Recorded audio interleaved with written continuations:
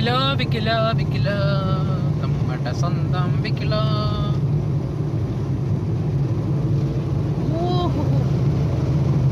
വേണ്ട വേണ്ട.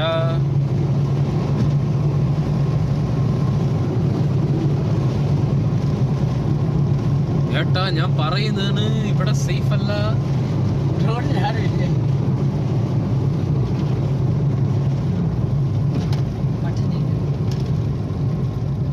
ഇതുപോലെ നല്ല സ്കിഡിലെ വണ്ടി ആയതുകൊണ്ട് പറ്റുന്നില്ലായിരിക്കും അല്ലേ? നമ്മൾ അതുവഴിയാണോ പോകുന്നത്?